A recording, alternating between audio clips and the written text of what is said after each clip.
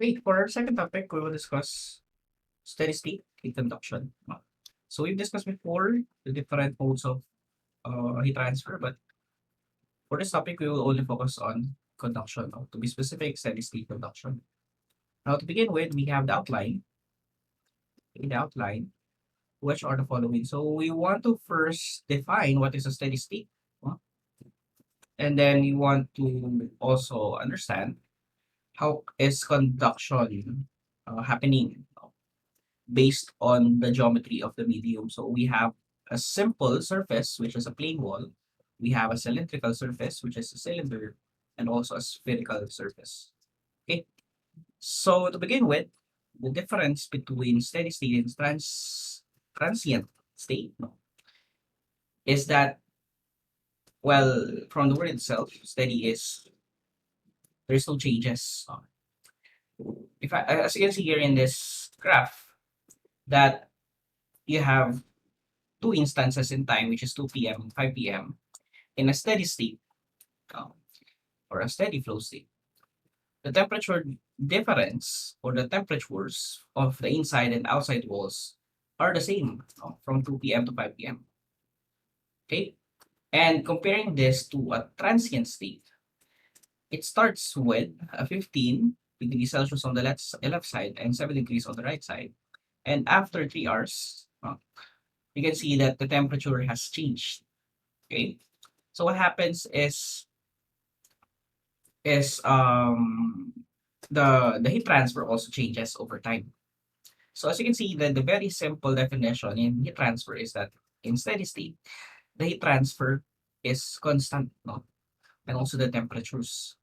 And then for transient, the heat transfer changes, no? Or the heat flow changes, and also the temperature.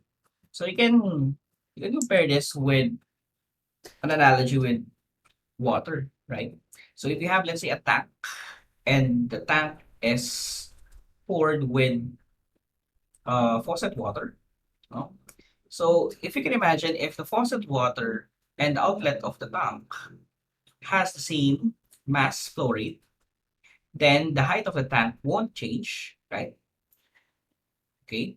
And then also the velocity of the outlet of the discharge water also remains constant, or in other words, the mass flow rate also is constant. But if the height changes, no, if the poured water is less than, no, or sorry, the poured water is, sorry, why is that like that? The discharge water, sorry, I'm thinking of the other way around though. But if you can think about the water discharged by the tank is greater than the discharge water by the faucet above.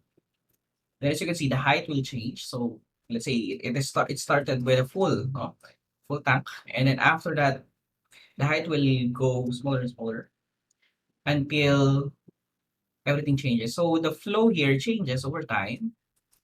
Also, the mass flow changes over time. No? That is the transient state.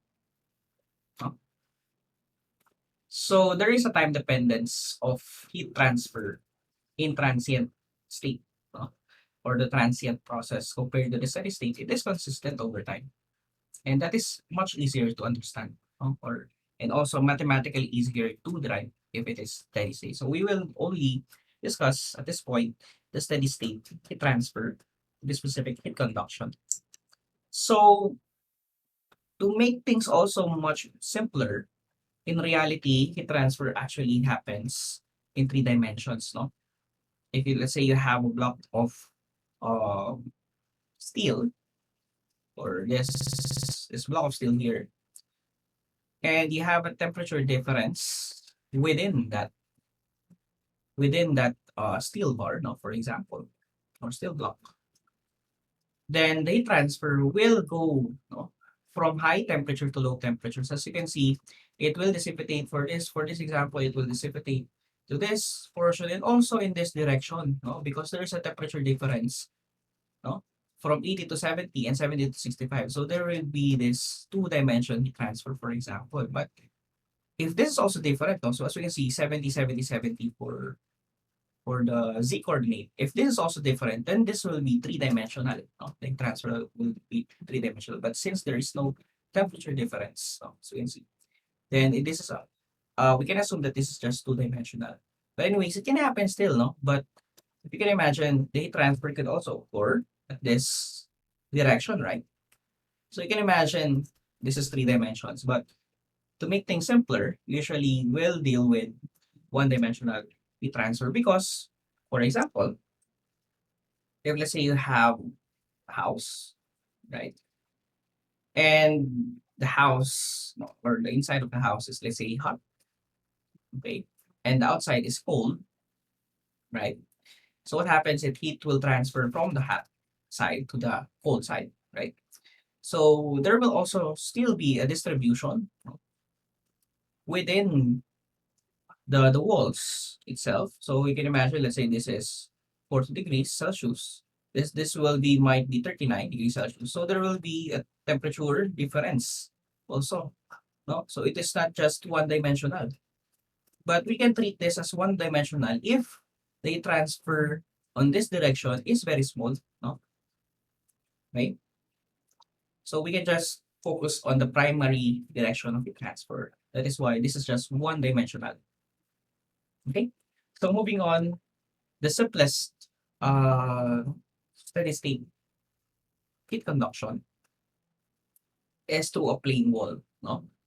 And the basis of our formula or the formulas is still the Fourier's law, no? So you can imagine the Fourier's law, as I've discussed before, is just the relationship between the temperature difference, the spatial difference, and the heat transfer rate.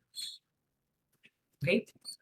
So again, this is negative. We have a negative here because you can imagine the slope here is actually negative, no? Okay.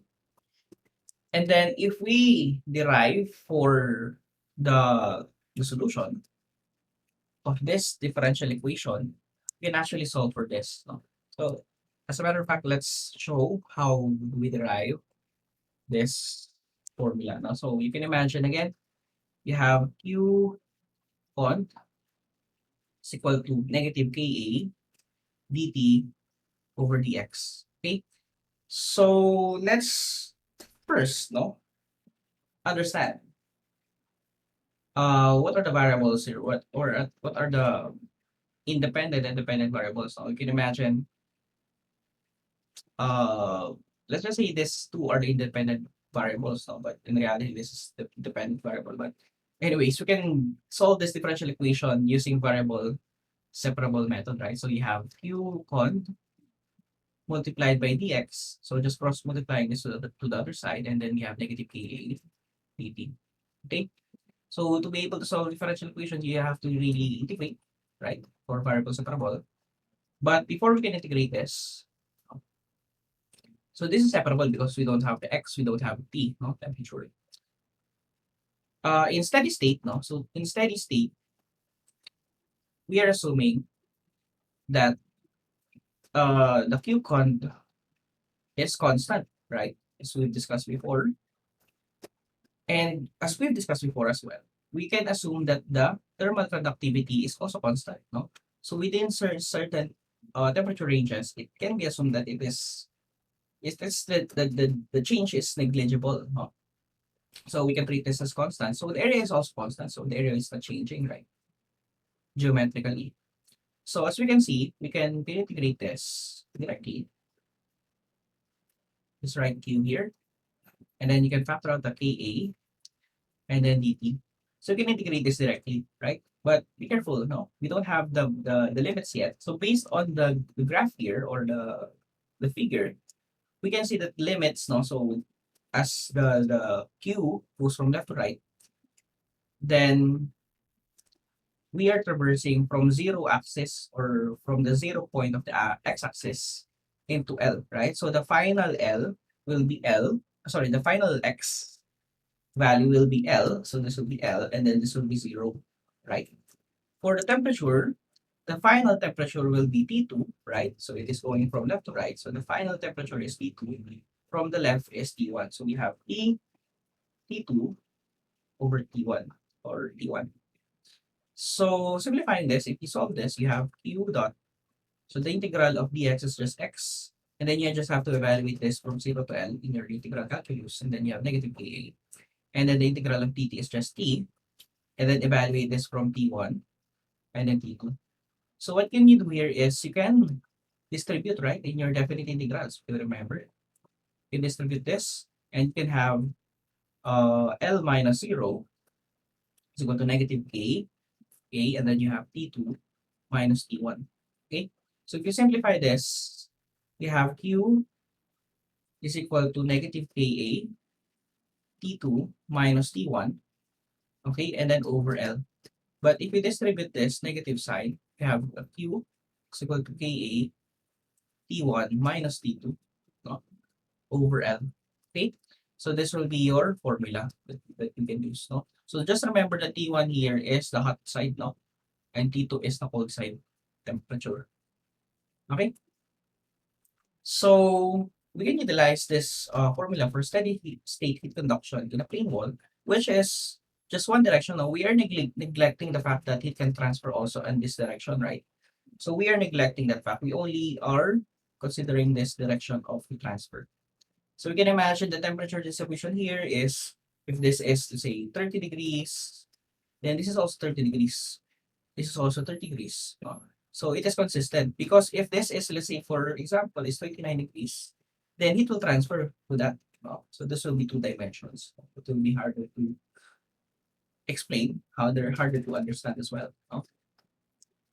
So what we can do, no, in steady state heat conduction, we can use a very simple concept called the thermal resistance concept, wherein we can represent the thermal resistances into a similar resistance of electric current flow.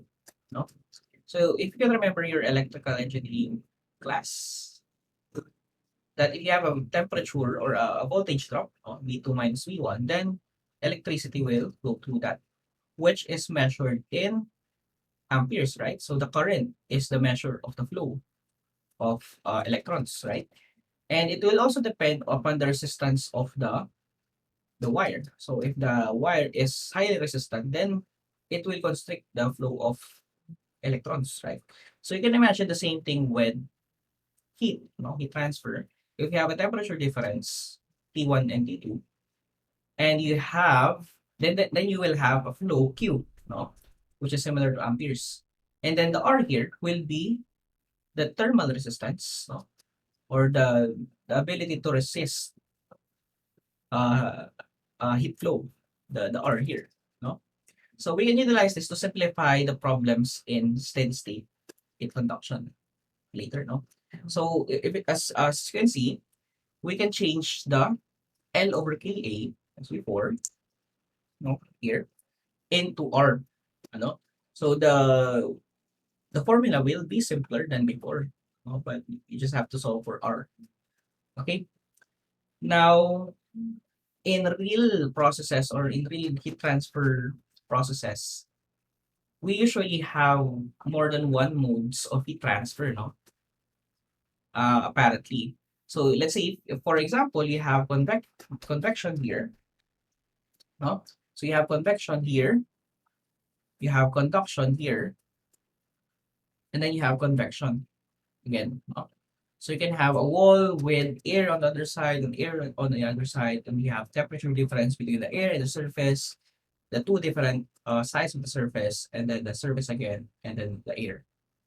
So what we can do here to make things simpler, is we can treat this different modes into thermal resistances, So we can just solve for its thermal resistance, this its effective thermal resistance, and then add this to, if this is just in series, if it's here, it is in series, and then you just add this, these three resistances, and if you add these three resistances, this will be the effective resistance of all this. So basically, you can treat this as one heat transfer, mode, basically. So you can solve this heat transfer by just dividing this by the total resistance of the wall, including the convection. So the formula for that, since you want to find the total or the effective resistance, you will just add the resistance of the convective side. No? So this will be the convection here. This will be the convection, no, for this example. And then you have conduction here. Conduction. This is conduction. And then you have another conduction here. Conduction. Conduction. And then you have convection. Convection. Okay. For this one. So basically, you just have an H1 here, H1, same area, and then you have K1, K1, and then you have L1, and you can solve for the overall heat transfer by solving first for the resistances, which is solved using this. Okay, it is fairly simple, no, to share with you, no. So there are much more complicated configurations because the previous one that we discussed is only a straight line, right? So what if we have a configuration that looks like this? No? Okay, it looks kind of weird, no? But it could happen in a real scenario. So what we can do here is still the same electrical analogy, no? So we have this parallel, no? Parallel materials, okay, parallel materials here. Then what we can do is we can treat them as parallel circuits, no? Or parallel elements, parallel resistive elements. So you can solve for the effective resistance by finding the effective resistance of this and then add the other thermal resistances. Then you will get the effective resistance or the total resistance. So for this example, if you do this, you can treat this as a thermal resistance, which is this, and then you can solve for its effective resistance, no, using this diagram, and you can solve for the heat transfer flow rate. Okay, now let's solve for an example. No? So we have a composite wall with external thickness of concrete work 110 millimeter thick, and we have a fiberglass 75 millimeter thick. The fiberglass is faced internally by an insulating board 25 millimeter thick.